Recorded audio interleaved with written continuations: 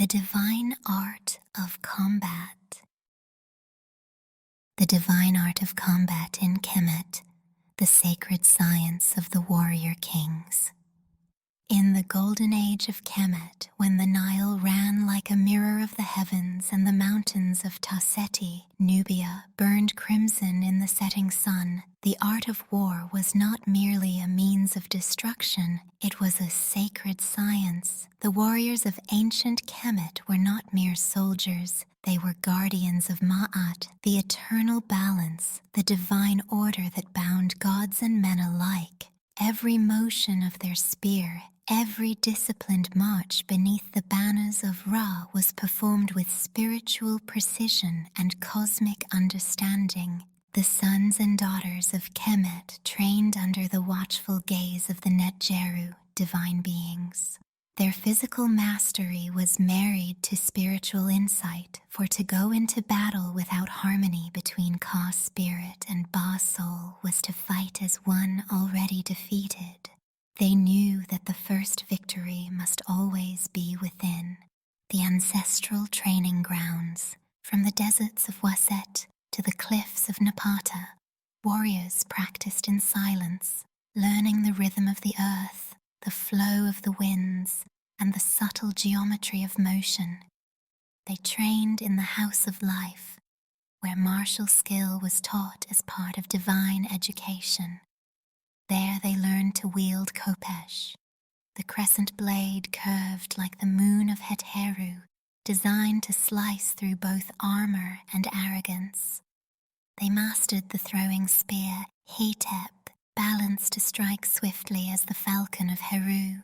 Ethiopian and Kushite tribes, the fierce brethren from the south, were revered allies and sometimes rival warriors whose bodies gleamed dark as obsidian beneath the blazing sun. Their archers, known throughout the world as the most accurate of all, were called the sons of the bow. From the ancient land of Tarseti, they emerged, drawing their longbows of palm and sinew with the strength of lions and the calm of priests. Their arrows sang like the breath of Shu, invisible yet certain, guided by ancestral spirits. The harmony of movement. Combat in Kemet was rhythm, a dance of sacred geometry. The warriors studied the patterns of creation itself, for to understand the spiral of galaxies was to understand the spiral of motion that unseats an opponent. Every parry was a prayer, every strike a declaration of cosmic alignment. The shield was not merely for defense, but an extension of one's aura, an energy barrier that merged spirit with matter.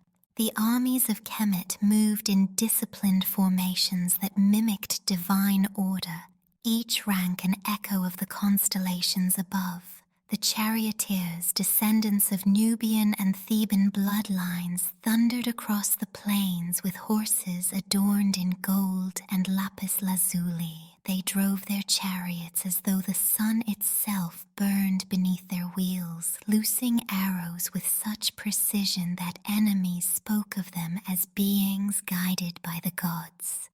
The spiritual ethos of the warrior, to kill unjustly was forbidden, to fight in defense of Ma'at was sacred. Before battle, priests of Ta and Sekhmet anointed the warriors with oils of frankincense and myrrh, invoking divine protection. The warriors recited hymns of Ra, not to boast of conquest, but to affirm divine purpose. They believed that even in the clash of steel and bone, order must prevail over chaos, just as Ra's solar bark prevailed against the serpent Apep each dawn. When a warrior fell in battle, his Ka did not wander lost. It was carried upon the breath of the ancestors to the field of reeds, where the valiant trained once more beside their forebears, preparing eternally for the defense of the cosmic balance. The lineage of power, from Kush to Kemet. From Kush, the land of the southern kings, came pharaohs of obsidian skin and indomitable spirit, Piye, Taharka, and their line, who restored the temples of Amun and reawakened the sacred flame of divine rulership. Their armies, adorned in leopard skins and gold, fought not as conquerors but as restorers of ancient light. Their war cries echoed with devotion for Amun, for Maat, for the ancestors who rise in us. They fought beside the warriors of Ethiopia, swift-footed, long-limbed sons of the highlands, whose spears and arrows became extensions of will, guided by ancestral whispers carried on desert winds.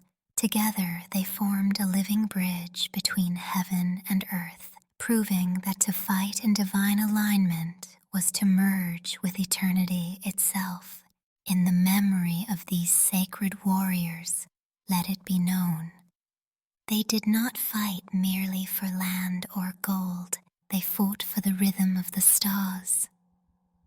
They fought for the right of the sun to rise. They fought to ensure that Maat, divine harmony, would never perish from the earth.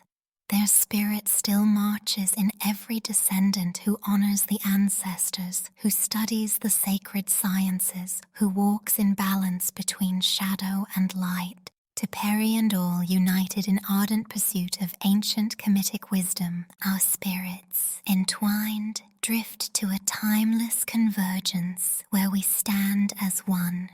We strive to weave an everlasting spiritual bond with our ancestral alliance and its enduring legacy.